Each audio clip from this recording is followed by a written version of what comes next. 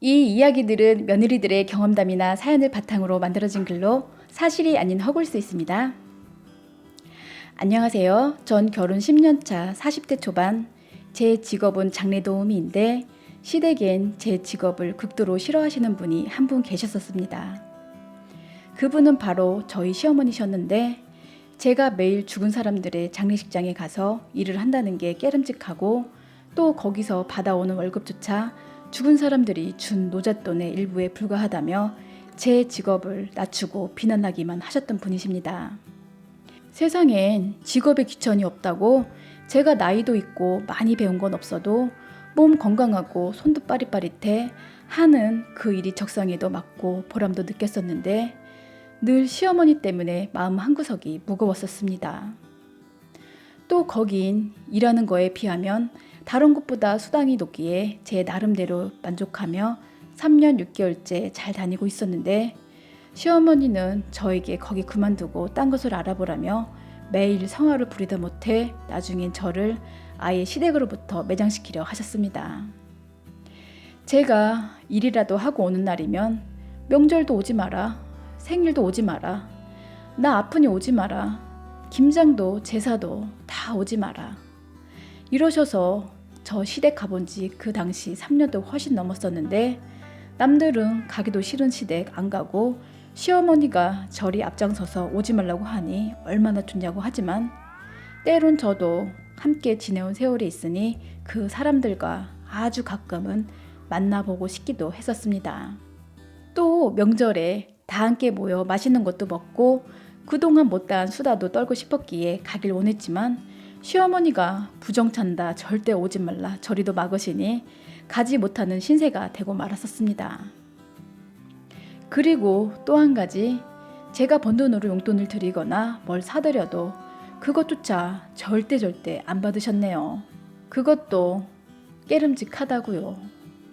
그러시면서 다른 사람들에게 며느리가 장례식장에서 일하는 거 알면 창피할까봐 제 이야기 자체를 일절 안 하셨고 또 제게 부탁하시길 어쩌다 정말 어쩌다 제가 일하는 장례식장에서 어머님의 먼 지인이나 친척들을 만나더라도 난 그 집의 며느리가 절대 아니라 강한 부정을 하라고 당부하셨었습니다. 이렇게 오랜 세월 제가 시댁의 왕래를 못해 이젠 얼굴을 볼 시간이 없으니 시어머니랑 고부 갈등이 생길 수조차 없었고 어떤 특별한 감정이 생기지 않았기에 그냥 참고 살았습니다. 가끔 시어머니랑 통화할 때 직업 가지고 자꾸 뭘 하시는 거 듣기 싫었으나 나이 드신 분이 그럴 수도 있다 이해하며 그냥 한 귀로 듣고 한 귀로 흘렸습니다. 그런데 어느 날 제가 일 마치고 퇴근을 해서 우리 집에 갔는데 아파트 문이 안에서 잠겨 있어 인터폰을 쳐보니 집 안에는 평소 저 때문에 발걸음을 안 하시던 시어머니가 웬일로 오셨더라고요. 저에게 하시는 말씀이 오늘 본인이 큰마음 먹고 아들 집에 왔는데 저를 아내 드리기 깨름직하다며 밖에 나가서 하룻밤 자고 내일 들어오라고 합니다. 시어머니가 그동안 직업 가지고 못마땅하다고 말씀하시는 것, 또 제 시댁까지 못 오게 했던 것 다 이해할 수 있었는데 살아보겠다고 열심히 일하고 온 며느리를 하루 종일 밖에서 사람에 치여 일에 치여 들어온 며느리를 내 집에조차 못 들어오게 하니 많이 억울하고 서운하더라고요. 그래서 제가 처음으로 시어머니께 대들면서 진짜 내 직업이 싫어서 그러시는 거예요? 아니면 며느리 자체가 싫으신 거예요? 했더니 이젠 둘 다 싫다고 하시네요. 어머니 본인은 저를 그동안 이쁘게 보려 노력했지만 제가 본인 말을 지겹게 들어먹지 않아 이제 며느리로 저를 인정하지 않겠다고 하시네요. 그러나 아들은 포기 못하고 보러 왔다는데 제가 들어오면 본인한테 귀신이 붙고 부정이 타니 저는 빠져달라 합니다. 이런 얼토당토한 미신과 억지로 저를 밀어내려 하시기에 마지막까지 설득하며 제발 이러지시 마세요. 나 어머니한테 정말 잘하고 싶고 예전처럼 시댁도 왕래하며 지내고 싶다 말씀드렸습니다. 그리고 우리 애아빠 혼자 벌어 먹고 살기 힘드니 제 직업 가지고 자꾸 뭐라 그러지 마시고 며느리한테 기운나는 말이라도 한마디 해달라 했더니 저랑은 더 이상 말도 하기 싫으니 그냥 나가달라시네요. 본인 아들이랑 내 손주랑만 함께 있고 싶다십니다. 그래서 그날 밤 친정도 멀고 주위에 가까이 갈 만한 곳이 없어 여관에 들어와 혼자 잤는데 너무 처량했습니다. 아침에 일어나 생각해보니 너무 화가 나 무작정 집으로 찾아가 문을 두드리니 시어머니 가시려는지 그제서야 밖으로 나오시더라고요.